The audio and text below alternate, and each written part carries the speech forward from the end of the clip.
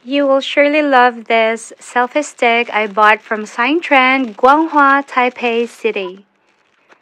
Sa halagang 799 NT, may selfie stick ka na, may 2 free lights ka pa. Hindi po ito naka-on sale, kaya I think kapag maubos na ang stock, edi wala na kayong makukuha ng ganitong selfie stick. Pero sayang talaga kasi may 2 siyang kulay, merong pink, merong black, tapos may free ka pang lights for left and right. Alam niyo po, kapag kailangan niyo talaga ng electronic gadgets, the best place to go would be Guanghua.